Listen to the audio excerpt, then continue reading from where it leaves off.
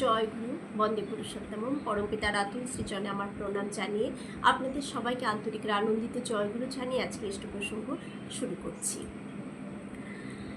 ইষ্টের উপাসনা আরাধনা আমরা কিভাবে করব, পূজা সে সম্পর্কে ঠাকুর কি বললেন, আসুন সেটাই আজকে ইষ্ট প্রসঙ্গে রাখছি।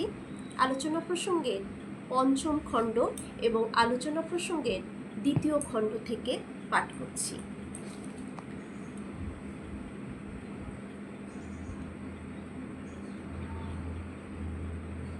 ঠাকুর বললেন, এই যে তোমরা আমার কাছে কথাগুলি শুনছ, তোমাদের অভিজ্ঞতার সঙ্গে মিলিয়ে মিলিয়ে নিচ্ছ, একেই বলে উপাসনা।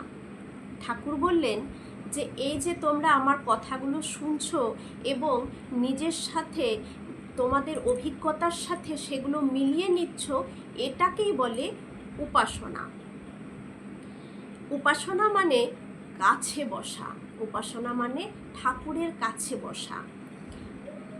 অনেক সময় তোমরা আমার কাছে আসো না, আমাকে যা বলার তা বলো না, আমাকে অ্যাভয়েড করে চলো, নিজেদের মতো একটা ফিলোসফি দর্শন করে নাও, ঠাকুরকে ডিস্টার্ব বিরক্ত করে কি হবে।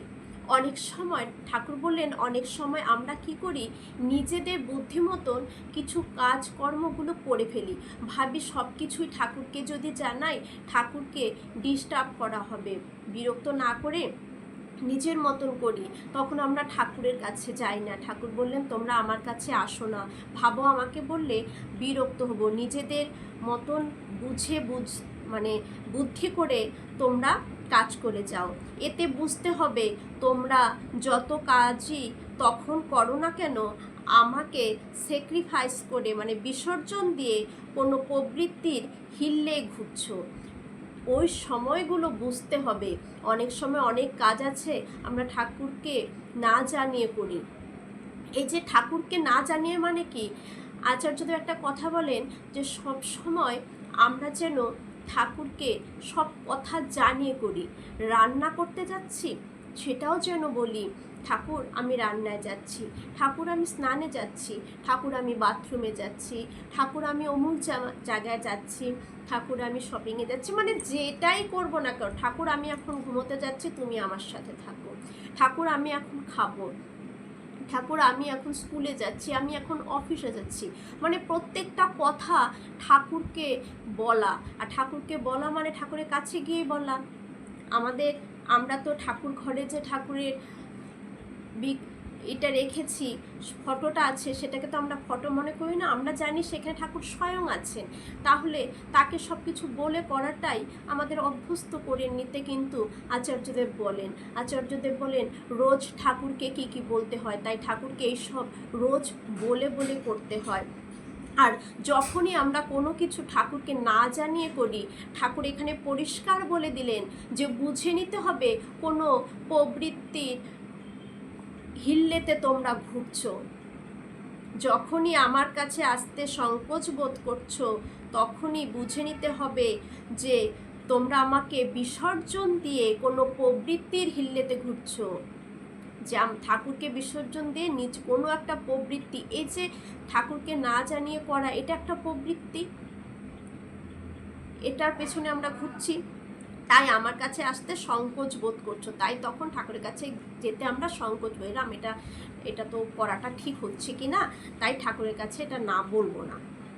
যাকে ভালোবাসা যায় তাকে একটু তৃপ্ত করার প্রলোভনও কি মানুষের হয় না? যাকে ভালোবাসা যায় তাকে তৃপ্ত করারও কি একটু প্রলোভন মানুষের হয় না? আমরা যাকে ভালোবাসি তাকে তৃপ্ত করার জন্য আমরা কত কিছু করি। আমাদের সন্তানের খুশির জন্য অনেক সময় যেটা করা উচিত নয় সেটাও করে বসি। এটা খাওয়া উচিত নয়, ও বায়না ধরলো, আমরা এনে খাইয়ে দিচ্ছি। স্বামীর কিছু বায়না করছে, কিন্তু যেটা উচিত নয় সেটাও আমরা পরিপূরণ করছি তাকে তৃপ্ত করার জন্য। তাহলে ঠাকুরকে যদি ভালোবাসি তাকে তৃপ্ত কেন আমরা করব না? তাকে আনন্দ দেওয়ার জন্য তো তার কাছে যাওয়া দরকার হয়, তাকে আনন্দ দেওয়ার জন্য তার কাছে যেতে হয়। আমি যদি আমার স্বামীর সবসময় স্বামীর কাছে পরামর্শ নিয়ে করি। পরামর্শ নেওয়া মানে কি, কোথাও আমরা সাপোজ বলছি, আমরা যখন বাড়ির থেকে কোথাও যাই, নিশ্চয়ই আমার স্বামীকে আমরা জানাই যে অমুক জায়গায় যাচ্ছি।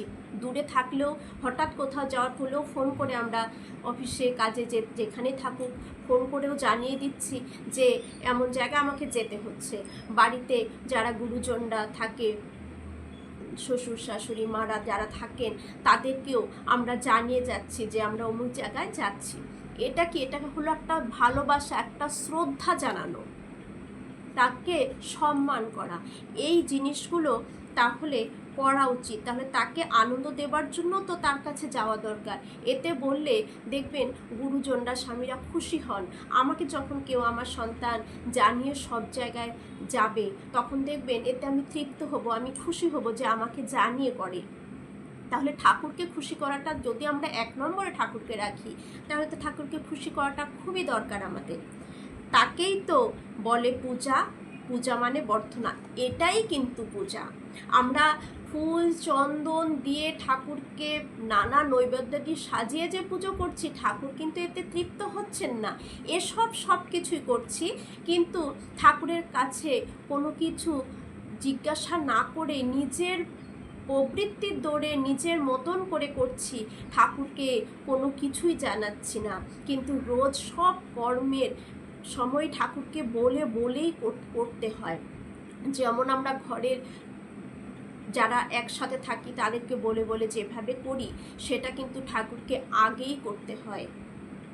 আর এটাই কিন্তু পুজো, এটাই পূজা। আর পূজা মানে বর্ধনা। ঠাকুরকে বলে কিছু করা মানে আমি জীবনে বৃদ্ধির পথে এগিয়ে যাব, আমার বর্ধন ঘটবে জীবনে। কারণ ঠাকুরকে বলে কখনোই কিন্তু আমরা কোনো খারাপ কাজ করতে পারবো না। আর খারাপ কাজেই অবনতি, আর যেটা সৎ কাজ সেখানে আমার জীবন উন্নত হবে।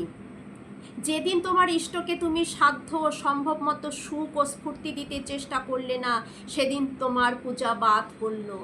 দেখুন, পূজা বাদ পড়ে গেল যেদিন আমি আমার ঠাকুরকে খুশি করতে পারলাম না, ঠাকুরকে স্ফূর্তি দিতে পারলাম না। মনে রাখবেন, সেদিন পুজো কিন্তু আমার হলো না। যতই দুনিয়ার ফুল দিয়ে পুজো দিই না কেন, আসন সাজিয়ে ভরিয়ে ফেলি না কেন, সেই পূজা কিন্তু সেদিন হলো না। সেই পূজা আমার সেদিন বাদ পড়লো, যেদিন সম্ভব মতো, সাধ্য মতো আমি ঠাকুরকে সুখ আর স্ফূর্তি দিতে পারবো না। অনেকে আছে হঠাৎ কোনো অন্যায় করে ফেলে, খুব অনুতপ্ত হয়, ছুটে এসে তার স্বীকার করে ফেলে, স্বীকার না করেও পারে না। এমন ক্ষেত্রে বুঝতে হবে তাদের সে দোষ শীঘ্রই চলে যাবে। টানের মতো টান থাকলে গলদ জমতে পারে না, অবসাদ বাধা থাকতে পারে না। যদি টানের মতন টান হয়, যদি সত্যি আমরা ঠাকুরকে ভালোবাসি, ঠাকুরের প্রতি প্রচুর টান থাকে, তাহলে আমাদের দ্বারা কখনোই ভুল হবে না। আর যদিও কখনো ভুল হয়ে যায়, দৌড়ে ঠাকুরের কাছে সেটা আমরা জানাবো, এবং মানে না জানা পর্যন্ত আমার ভেতরে একটা তোলপাড় শুরু হয়ে যাবে। জানিয়ে দিলে তখন তাদের আর কখনো সেই ভুল তাদের দ্বারা কিন্তু হয় না। এটা টানের মতন টান যাদের থাকে, তাদের ভেতরে গলদ জমতেই পারে না, সব কিছু পরিষ্কার হতে থাকে। যেমন নামে পড়ে সব ছাই হতে থাকে, তেমন ঠাকুরের মতন ঠাকুরকে স্ফূর্তি আর সুখ দেওয়ার ইচ্ছে নিয়ে সর্বদা যদি কেউ চলে, তাহলে তার ভেতরে আর গলদ জমতে পারে না। অবসন্নতা তখনই পেয়ে বসে যখন প্রত্যয়ের আকুতির চাইতে প্রবৃত্তি বড় হয়ে ওঠে। কখন অবসাদ তখনই জীবনে চলে আসে। দেখবেন একটা সময় আমাদের খুব অবসাদ থাকে, কিছুই ভালো লাগে না। কেন আসে না? কারণ আমরা ঠাকুরকে, যিনি মেন জীবনে, যিনি 1 নাম্বারে আমাদের রাখা উচিত, তাকে আমরা লাস্ট নাম্বারে যখন রাখি, তখনই আমাদের জীবনে ধীরে ধীরে অবসাদগ্রস্ত হয়ে পড়ি আমরা। তাই ঠাকুর বললেন, যখনই জীবনে অবসাদগ্রস্ত তোমরা হয়ে পড়ছো, বুঝতে হবে তোমরা প্রবৃত্তিকে বড় করে তুলে ধরেছিলে, তাই এই পরিস্থিতি। ইষ্টপ্রাণ যে তার স্ফূর্তি কমে না, সে খায় দায় কাজ কাম করে, আর নির্ভাবনায় বুক পড়ু করে দুনিয়ার বুকে চলে। যার ইষ্ট বা ইষ্টপ্রাণতা নাই, তার হোঁচট খেতেই অন্ত যায়। যার ভেতরে ইষ্টপ্রাণতা নেই, ইষ্টের প্রতি টান ভালোবাসা নেই, ইষ্টের প্রতি টান ভালোবাসা, বারবার একটা কথা বলে যাচ্ছি যে ইষ্টের প্রতি টান ভালোবাসা শুধু ওই ফুল চন্দন পুজো পার্বণ গান আলোচনা করাই নয়, তার মতন করে চলা, তাকে খুশি করা, তাকে সর্বদা সব কাজ তাকে বলে করা, তাকে বলে করা মানে সৎ কাজ করা, সঠিক কাজ করলেই তাকে সর্বদা সব কিছু যখন বলে, ঠাকুর তুমি আমার সাথে থাকো, এই কাজটি করছি, ঠাকুর তুমি আমার সাথে থাকো, এই সব সময় আচার্যদেব আমাদের বলছেন। ঠাকুর যেটা বলে গেছেন আচার্যদেব সেটাই আমাদেরকে দিয়ে এখন হাতে করিয়ে করাচ্ছেন। এই করার মধ্য দিয়েই কিন্তু আমার পূজার সার্থকতা। আর যেদিন এইসব আমরা করব না, উল্টোটা করব, সেদিন যতই ফুল চন্দন দিয়ে ঠাকুরের আসন সাজাই না কেন, সেই পূজা কিন্তু আমার সেদিন বাদ পড়লো। আর যখনই অবসাদগ্রস্ত আমরা হয়ে পড়ব, তখনই ঠাকুর বললেন বুঝে নিতে হবে তুমি প্রবৃত্তিকে বেশি প্রশ্রয় দিয়েছো, প্রবৃত্তি তোমার জীবনে মেন হয়ে দাঁড়িয়েছে, তাই তোমার জীবন এমন অবসাদগ্রস্ত হয়ে পড়েছেন। ঠাকুর বললেন আরাধনা মানে সম্যক প্রকারে নিষ্পন্ন করা। আরাধনা, ঠাকুরের যে আরাধনা আমরা করি, এই আরাধনা মানে সম্যক প্রকারে নিষ্পন্ন, মানে তার প্রতি শ্রদ্ধা জ্ঞাপন করা, তাকে সম্মান করা, তার প্রতি ভক্তি, এটাই হচ্ছে আরাধনা। তাকে সম্পন্ন নিষ্পন্ন করা, পুরোটা ভক্তি তার প্রতি ঢেলে দেওয়া। ভক্তি কথা মানে কি? ভক্তি হচ্ছে সতের সাথে যুক্ত, নিরবচ্ছিন্নভাবে যুক্ত থাকাকেই বলে ভক্তি। সতের সাথে মানে ইষ্টের সাথে নিরবিচ্ছিন্নভাবে, মানে কোনো কিছু এসে বাধা দিতে পারবে না, সব অবস্থায় তার সাথে আমি যুক্ত থাকব, সব করার মধ্যে তিনি আমার মধ্যে থাকবেন। যে কর্মই করি না কেন, যে কথাই বলি না কেন, যেটাই খাই না কেন, সেটাই তার বিধানে থাকবে, তাকে খুশি করার জন্য। আমি এটা খাচ্ছি, এটা খেলে ঠাকুর খুশি হচ্ছেন, সেটাই খাচ্ছি। আমি এই কথাগুলো বলবো, এই কথাগুলো করার মধ্য দিয়ে আমার ঠাকুর খুশি হবেন, তাই আমি এসব কথা বলি। এসব কথাকে আমি বাদ দিয়ে চলবো, কারণ ঠাকুর এতে কষ্ট পাবেন, তাই এসব কথা আমি বলবো না। এসব আনন্দ ফুর্তি যেসব ঠাকুর পছন্দ করেন না, সেসব আমি করব না, আমার যতই ভালো লাগুক, কারণ মেন এক নম্বরে আমার ঠাকুরকে খুশি করতে হবে। এটাই হচ্ছে কিন্তু আরাধনা। এটা যে যত ঠাকুরের সাথে যুক্ত থাকবে, তার ভক্তি তত গাঢ়ত্ব লাভ করবে, আর এটাই কিন্তু আরাধনা। আর তপ মানে সেই পথে বাধা বিঘ্নকে অতিক্রম করতে গিয়ে প্রচেষ্টার দরুন সে তাপের সৃষ্টি হয়, তাই। আর এই যে তপস্যা আমরা করি না, বলে না তপস্যা করা, এই তপস্যা মানে ইষ্টের পথে যদি যেগুলো বাধা আসবে সেগুলোকে পেরিয়ে চলে গিয়ে তার মতন করে চলাটাই হচ্ছে কিন্তু তপস্যা। এই তপস্যার সার্থকতার একটা কেন্দ্র চাই। সেই কেন্দ্র যদি না থাকে এবং আমাদের যাবতীয় প্রচেষ্টা যদি তাতে সার্থক হয়ে না ওঠে, তবে যত তপস্যাই আমরা করি না কেন কাটা হয়ে যাবে, তা ভেতর দিয়ে সংহত শক্তির সমাবেশ হবে না। যত তপস্যাই করি না কেন, যদি কেন্দ্রে আমার সৎ বা ইষ্ট না থাকে, তাহলে কোনোটাই কিন্তু হবে না। তোমার যতটুকু ক্ষমতায় থাক, তাই কল্যাণের পথে নিয়োজিত হবে। যতটুকুই আমার ক্ষমতা থাকুক, সেটা যেন কল্যাণের পথেই নিয়োজিত হয়। ইষ্টকে খুশি করার আকুতি থেকে তুমি আরও আরাধনা ও তপস্যা করবে, তাতে তোমার সামর্থ্য বেড়ে যাবে, আর সে সামর্থ্য হবে কল্যাণ কল্পতরু। নইলে দুনিয়ায় আরাধনা তপস্যা সামর্থ্যের কি অভাব আছে? কিন্তু থাকলে কি হবে? রাবণের শক্তি সামর্থ্যে কার কি উপকার হয়ে থাকে? রাবণের তো অনেক শক্তি ছিল, কিন্তু রাবণের শক্তি থেকে কি কারো কিছু উপকার হয়েছিল? হয়নি। কিন্তু এমন শক্তি সামর্থ্য করতে হবে যার দ্বারা অন্যের কল্যাণই হয়। শিবহীন দক্ষযজ্ঞে কার কি সুবিধা হয়ে থাকে? যদি বাঁচাতে চান, নিজেরও পরিবেশের জীবনে সামঞ্জস্য আনতে চান, তবে নিজেরা ইষ্ট স্বার্থ প্রতিষ্ঠাপন্ন হন, অন্যকেও করে তুলুন। সেটাই বুদ্ধিগতভাবে, দার্শনিকভাবে নয়, বাস্তবে প্রতিটি মুহূর্তে, প্রতিটি ব্যাপারে।